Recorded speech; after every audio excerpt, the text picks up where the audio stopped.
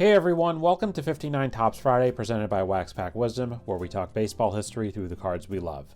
My name is Jake T. O'Donnell. We built the iconic 1959 Topps baseball set, and in this series we're going through every card to talk about the players, teams, and people who made up Major League Baseball in 1959. Today, we'll cover cards 401 through 409 in the set. Card number 401 belongs to Ron Blackburn of the Pittsburgh Pirates. 1959 was his second and final MLB season. Blackburn grew up in North Carolina, and his pitching prowess drew the attention of the Pirates, who signed him ahead of the 1953 season. Blackburn would have to toil in the minors for 4 more seasons before finally getting his chance with the Bucks in 1958. Years later, he recalled making his debut on opening day, coming into the game in the bottom of the 9th inning and facing Henry Aaron as his first batter. Blackburn would go on to earn a victory in the game. All told, Blackburn appeared in 56 games in 2 years for the Pirates, almost all in relief, with a 3-2 record, a 3.50 ERA, and 50 strikeouts in 108 innings. He pitched 4 more minor league seasons before retiring. After his baseball career, he worked as a teacher and baseball coach at Western Carolina University and was later the recreation director at the Western Correction Center in Morganton, North Carolina. He died in 1998 at the age of 63. Card number 402 belongs to Hector Lopez of the Kansas City Athletics. 1959 was the 5th MLB season for Lopez. The Panama-born Lopez played in minor leagues across North America for several years before the Athletics signed him in 1953. He made a strong impression in his big league debut in 1955, batting .290 with 15 homers while playing second and third base for the club. Lopez added more versatility defensively over the years, with Kansas City appearing at all 3 outfield spots and shortstop in addition to his rookie year spots. In May 1959, Lopez and teammate Ralph Terry were traded to the Yankees in exchange for 3 players. Lopez went 3 for 7 in the Yankees' 1960 World Series loss to the Pirates. He did even better in the Yankees' 1961 Series victory over the Reds, driving in 7 runs in 4 games, homering in Game 5. Lopez won another World Series ring the following year. He stuck around with the Yankees until 1966. In 12 MLB seasons, he batted .265 in over 1,400 career games. He managed in the minor leagues and later spent 20 years as the recreation director for the town of Hempstead, New York. He died in 2022 at the age of 93. Card number 403 belongs to Clem Labine of the Los Angeles Dodgers. This was his 10th MLB season. He was born in Lincoln, Rhode Island, and grew up in nearby Woonsocket, signing with the Dodgers in 1944 at the age of 17. Once he turned 18, he volunteered for the paratroopers and missed the 1945 season in service during World War II. After a few minor league seasons, Labine finally made his MLB debut for Brooklyn in 1950. In 1951, Labine finished 3rd in National League Rookie of the Year voting when he finished with a 2.20 ERA and 65 innings pitched. Despite only starting 6 games all year, Labine was named the starter in the second game of the playoff to decide the 1951 NL pennant, and he tossed a 6-hit shutout to keep the Dodgers season alive. They'd lose the next game on Bobby Thompson's legendary home run off Ralph Branca. Labine pitched in 4 World Series while the Dodgers played in Brooklyn, winning a ring in 1955. In 1956, Labine was called on to start Game 6 of the World Series and pitched 10 shutout innings to force a Game 7, which the Dodgers would lose. Labine was a relief ace for the Dodgers at a time when one-inning closers were not the norm. He led the National League in saves twice and was an All-Star in 1956 and 1957. Labine moved with the club to Los Angeles, where he'd win another ring in 1959. In 1960, he pitched for 3 teams, the Dodgers, Tigers, and Pirates, winning his 3rd and final World Series ring with the Bucks that year. Labine finished his career back with the Mets in 1962. After 13 big league seasons, Labine returned to the Woonsocket area where he designed men's athletic wear. He died in 2007 at the age of 80.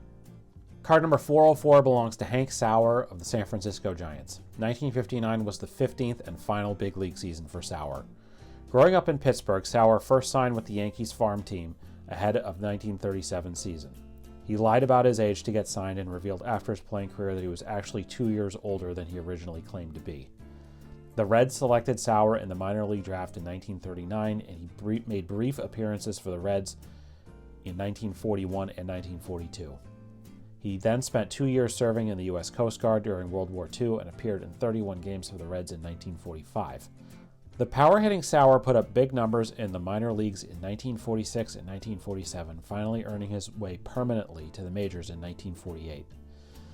Given the Reds' starting left field job, he hit 35 homers and drove in 97 runs. Midway through the 1949 season, the Reds traded Sauer to the Cubs, and he ended the year with 31 home runs. Sauer made his first All-Star team in 1950, slugging 32 homers, followed by 30 the next year. 1952 would mark Sauer's best season. He led the NL in homers with 37 and RBI with 121. He made his second All-Star team and took home the 1952 National League Most Valuable Player award. Sauer was hampered by injuries in 1953 and had one last great season in 1954, hitting a career-high 41 home runs. The Cardinals acquired Sauer for the 1956 season, and then he spent his final 3 years with the Giants. During his final playing season, he was made a coach on the Giants staff. Sauer spent 35 years working for the Giants in different capacities, including as hitting instructor. He died in 2001 at the age of 84. Card number 405 belongs to Roy McMillan of the Cincinnati Redlegs. 1959 was his 9th MLB season. The bespectacled Texas native debuted with the Reds in 1951, several years after he was signed from a local tryout. McMillan was never a big hitter, batting .243 in a 16-year MLB career and topping 10 homers in a season just twice. But he was a slick fielder at shortstop, and he received the first 3 Gold Glove awards ever given out at the position. His fielding was so strong in the Reds' surprising 1956 season that he made the first of 2 NL All-Star teams and finished 6th in league MVP voting. The Cincinnati Baseball Writers Association named McMillan the team MVP for 1956. The man they called Mr. Shortstop was eventually dealt to the Braves for 1961, spending 3 years there. He was traded to the Mets early in 1964, and he finished out his career there in 1965 and 1966. McMillan spent years as a minor league manager and major league coach with 2 separate stints as an MLB manager, first as Brewers interim manager in 1972 and then as Mets manager for the last 53 games of the 1975 season. He spent the final 15 years of his life as a scout for the Expos. He died in 1997 at the age of 68. Card number 406 belongs to Solly Drake of the Los Angeles Dodgers. 1959 was his second and last MLB season. Drake was a native of Little Rock, Arkansas, and appeared in 2 MLB seasons, 1956 and 1959, for the Cubs, Dodgers, and Phillies. Drake and his brother Sammy became the first black brothers to appear in the major leagues. Sammy Drake played for the Cubs and the Mets from 1960 to 1962. As for Solly, he was a speedy, switch-hitting outfielder who once ran the 100-yard dash in 10 seconds flat in the minors. Drake missed a couple of years of his minor league career serving in the military during the Korean War. He later debuted for the Cubs in 1956. In total, Drake appeared in 141 MLB games, batting .232. When his playing career ended, he became the minister of the Greater Ebenezer Missionary Baptist Church. Drake died in 2021 at the age of 90. Card number 407 belongs to Moe Drabowsky of the Chicago Cubs. 1959 was his 4th MLB season. Drabowsky is one of just 6 players in MLB history born in the nation of Poland, and he's the only one to play in MLB since World War II. Drabowski's family left Poland when Moe was 3 and settled in Connecticut. He took up pitching as a youth and excelled in high school, college, and in an amateur league in Canada, where he was signed by the Cubs. Because of bonus baby rules at the time, he immediately was placed on the Cubs roster and he debuted for them at the age of 21. Drabowsky had his best season as a starter in 1957, winning 13 games with a 3.53 ERA in 239 2/3 innings pitched. He did most of his work out of the bullpen in his 17 MLB seasons, and in addition to the Cubs, he pitched for the Braves, Reds, Athletics, Orioles, Royals, Cardinals, and White Sox. He won 2 World Series titles as a member of the Orioles bullpen in 1966 and 1970, allowing just 1 run across 10 innings in those series. Drabowsky had a reputation as a practical joker, often scaring teammates by walking into the clubhouse with live snakes. After baseball, he worked various jobs and eventually went into coaching, working for the Cubs and White Sox. He died in 2006 at the age of 70.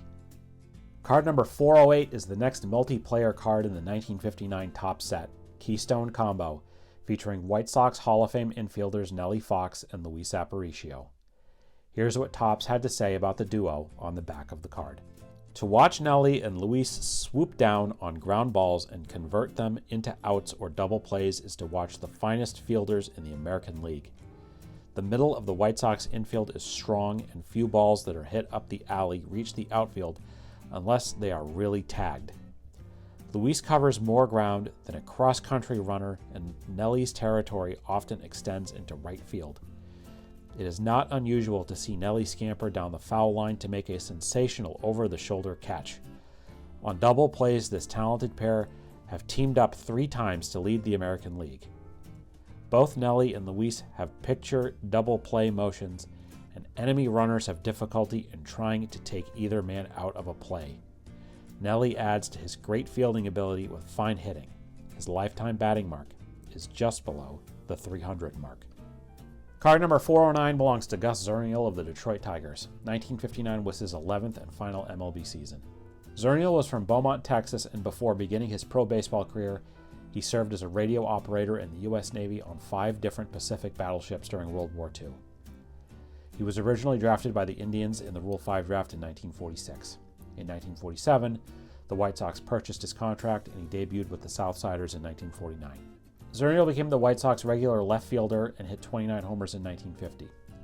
After a trade to the A's, Zernial had his best year in 1951, leading the American League with 33 homers and 129 RBI.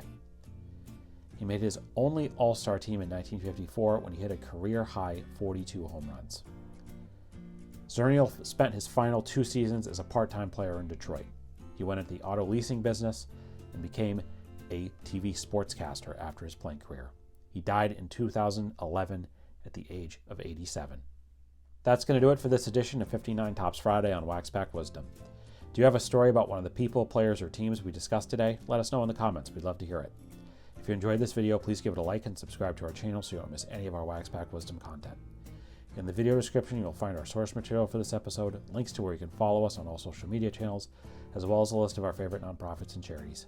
Please consider a donation to one of them if you enjoyed this content. Thank you for watching, and we'll see you next time on Wax Pack Wisdom. Take care.